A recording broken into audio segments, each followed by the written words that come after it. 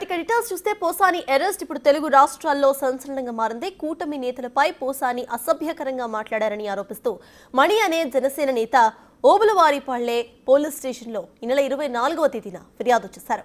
ఈ ఫిర్యాదు మేరకు కేసు నమోదు చేసిన పోలీసులు పోసానిని అరెస్ట్ చేశారు. ఎన్నికల ముందు పలుసార్లు తాను పోసానిపై ఫిర్యాదు చేశానని కూడా అని తెలియజేశారు. కానీ అప్పుడు పోలీసులు కేసు కూడా నమోదు చేసుకోలేదని గుర్తు చేసుకున్నారు. ఆయన మరింత సమాచారాన్ని మా ప్రతినిధి దామోదర్ అందిస్తారు. వ్యాప్తంగా కాకుండా ఉమ్మడి తెలుగు రాష్ట్రాల్లో ఇప్పుడు సంచలనం కలిగించే కేసు అంటే ఏదైతే పోసాని కృష్ణమురళిని అరెస్ట్ విషయం. అయితే పోసాని కృష్ణమురళి అరెస్ట్ కావడానికి కారణం జోగినేని మణి. ఈయన ఓబులవారిపల్లి పోలీస్ స్టేషన్లో 24వ తేదీ ఇచ్చిన ఫిర్యాదు మేరకు ఎఫ్ఐఆర్ నమోదైంది. ఏదైతే పవన్ కళ్యాణ్తో పాటు ఇటు కూటమి నేతల మీద అసభ్యంగా మాట్లాడిన విజువల్స్ను రికార్డెడ్గా ఆయన తీసుకెళ్లి ఏదైతే పోలీస్ స్టేషన్లో సబ్మిట్ చేసి కేసు నమోదుకు అడగడం, ఆ తర్వాత ఎఫ్ఐఆర్ నమోదు కావడం, నిన్న అరెస్ట్ చేయడం జరిగింది. ప్రస్తుతం మనతో మణిగారు ఉన్నారు. ఆయన అడిగి తెలుసు ఎలా ఫీల్ అవుతున్నారు సార్ ఈ విధంగా అరెస్ట్ జరగడాన్ని? గతంలో మీరు చాలాసార్లు కంప్లైంట్ చేశారు, అంటే ఎన్నికలకు ముందు చాలా మాటలు కంప్లైంట్ చేశాం. మా నాయకుడు మనోభావాలు దెబ్బతినేటట్టు మా నాయకుడిని కించపరుస్తూ తల్లిని, భార్యను, బిడ్డలను ఆయన్ని మాట్లాడితే మమ్మల్ని మాట్లాడే అంత విధంగా ఫీల్ అయ్యేవాళ్ళం. మా దేవుడుగా భావించే పవన్ కళ్యాణ్ గారిని, రాష్ట్రాన్ని పరిపాలించే చంద్రబాబు నాయుడు గారిని, వాళ్ళ అబ్బాయిని లోకేష్ గారిని అతను మాట్లాడిన అసభ్యకరమైన మాటలకు మేము జీర్ణించుకోలేక ఈ రాష్ట్రంలో ఇలాంటి వాడు ఈ సోషల్ మీడియాలో ఇలాగా ఉపయోగించి మాట్లాడే వ్యక్తి పైన కంప్లైంట్ మేము కడప జిల్లాలో ఉండి అతనికన్నా ఎక్కువ మాట్లాడగలం. కానీ మా నాయకుడు మనోభావాలు దెబ్బతింటాయి. మా నాయకుడు ఆ సంస్కృతి మాకు నేర్పించాల. 10 సంవత్సరాల నుంచి పవన్ కళ్యాణే మాకు దేవుడు అనేటట్టు భావిస్తున్నాం.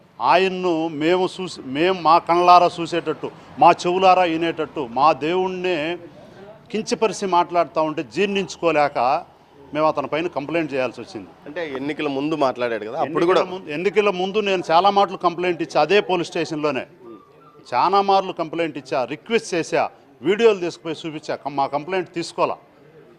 ఇప్పుడు నేను రాష్ట్ర స్థాయి ఆఫీసర్ల వరకు సార్ ఇలా మాట్లాడుతున్నాడు, ఇతని ప్రవర్తన బాగలేదు, ఇతను మా మనోభావాలు దెబ్బతింటాయి, మేము కూడా మాట్లాడగలం. మేము కడప జిల్లా రైల్వే కోడూరులో పుట్టాం, మాకు 4 జిల్లాలకు సంబంధాలు ఉన్నాయి. మేము ఇటు తమిళనాడు కల్చరు, చిత్తూరు జిల్లా, నెల్లూరు జిల్లా, అనంతపురం, కర్నూలు జిల్లాకు మధ్యలో గలం. మేము ఏమైనా మాట్లాడడం, అతనికంటే ఎక్కువ మాట్లాడతాం.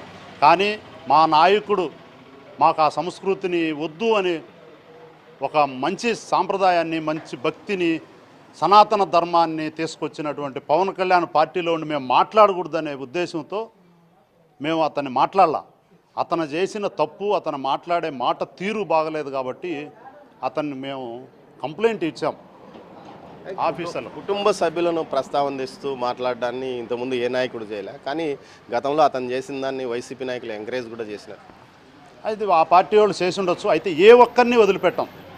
జనసేన పార్టీ కార్యకర్త రాష్ట్ర లెవెల్లో మా కార్యకర్తలందరూ మా లీడర్ని ఎవరు మాట్లాడినా రాష్ట్రం అంతా మేము ఉపేక్షించేదే లేదు. ఎవరు మాట్లాడినా పోసాని మురళీకృష్ణ ఇదే అందరికీ పడుతుంది. అయితే సోషల్ మీడియాలో మాట్లాడేవాళ్ళు ఇతన్ని చూసి ఈ విధంగా కంప్లైంట్ ఉంటుంది, ఈ విధంగా ఇట్లుంటుంది అని ఆలోచించి సోషల్ మీడియాలో పెట్టే విధంగా రాష్ట్రాన్ని ఒక గౌరవప్రదంగా నడిపించే చంద్రబాబు నాయుడు, లోకేష్ను వీళ్ళందరినీ మాట్లాడటం మేము జీర్ణించుకోలేని విషయంగా ఉన్న రాష్ట్ర ప్రజలంతా, నేనై బయటకు వచ్చానేమో కానీ రాష్ట్ర ప్రజలంతా మనసుల్లో ఉడికిపోతుంది వీళ్ళు మాట్లాడే మాటలు. ఆ మనోభావాలు దెబ్బతినేటట్టు రాష్ట్ర ప్రజల యొక్క మనసు నొప్పిపడే విధంగా మాట్లాడుతున్నారు వీళ్ళు. నేను సారీ చెప్పాను, కక్ష సాధింపుతోనే అరెస్ట్ చేశారంట. సారీలు ఎవరికి కావాలి సార్? అన్నీ మాట్లాడేసి నేను సారీ చెప్పాను, నేను సారీ చెప్పలే. అతను సారీ చెప్పినట్టు మాట్లాడేదంతా మాట్లాడేస్తున్నాడు. పుల్లకు చీర కడితే దాన్ని మెడితే పోతాం. మా బిడ్డలను మనకు బిడ్డలు ఉండారు, ఆడబిడ్డలు ఉండారు, బిడ్డలను మాట్లాడతాడు అతను. బిడ్డలను మాట్లాడతాడు, భార్యను మాట్లాడతాడు, భార్యలను మాట్లాడతాడు, తల్లిని మాట్లాడినాడు.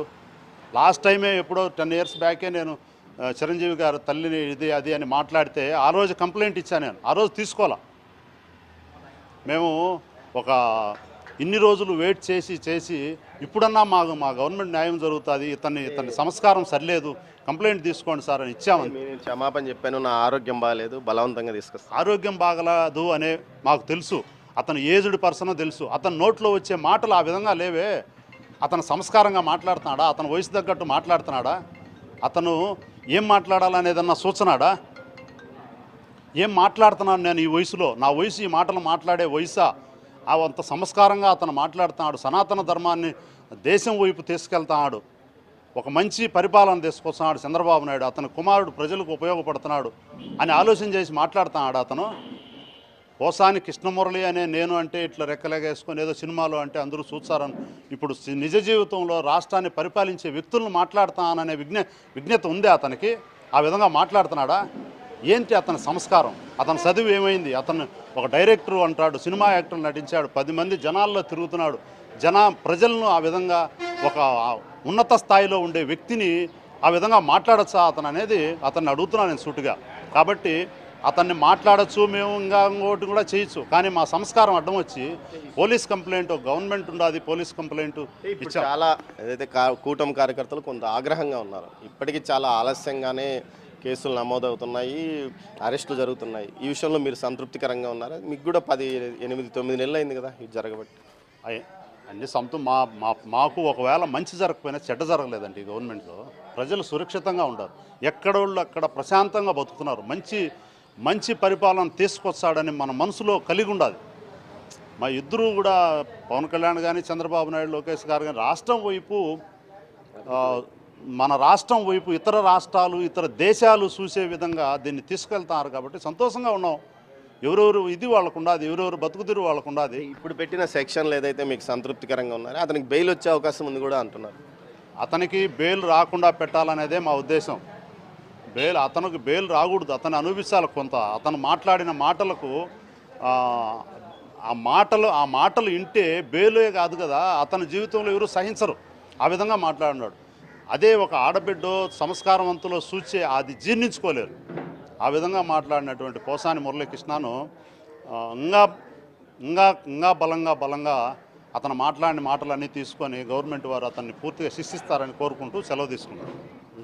ఏదైతే మణి అభిప్రాయం ప్రకారము ముఖ్యంగా సంస్కారం కాదు కానీ కనీసం అక్షర జ్ఞానం లేని వ్యక్తి కూడా ఏదైతే పోసాని కృష్ణమురళి మాటలు వింటే ఏదైతే రక్తం ఉడికిపోయే విధంగా అతని మాటలు ఉన్నాయి. అదేవిధంగా ఇంకా మరిన్ని సెక్షన్లు, అదనపు సెక్షన్లు నమోదు చేసి అవసరమైతే అతన్ని బెయిల్ రాకుండా చూడాలని కోరుకుంటున్నాడు. అయితే ఈయనతో పాటు మరికొన్ని కేసులు కూడా, ఈయన పెట్టిన కేసులే కాకుండా అటు సంబేపల్లితో పాటు రైల్వే కోడూరు ఇక్కడ కూడా కేసులు నమోదైన పరిస్థితి. ఇక ఉమ్మడి చిత్తూరు జిల్లా వ్యాప్తంగా 2 పోలీస్ స్టేషన్లోనూ, అటు రాయలసీమ వ్యాప్తంగా 10 స్టేషన్లలో పోసాని కృష్ణమురళిపై కేసులు నమోదైన పరిస్థితి. కూటమి ప్రభుత్వం అధికారంలోకి వచ్చి ఇన్ని రోజులకు పోసాని కృష్ణమురళికి తగిన శాస్త్రి జరిగింది. అయితే కొంత ఆలస్యం జరిగినప్పటికీ కేసు అయితే అతని మీద ఎఫ్ఐఆర్ నమోదైంది. గతంలో తాను అనేక సార్లు పోలీస్ స్టేషన్ల చుట్టూ తిరిగినప్పటికీ ఎలాంటి ప్రయోజనం లేకపోయింది.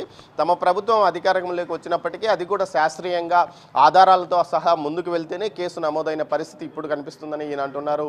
కెమెరా పర్సన్ పురుషోత్తంతో దామోదర్, చిట్వేల్ నుంచి.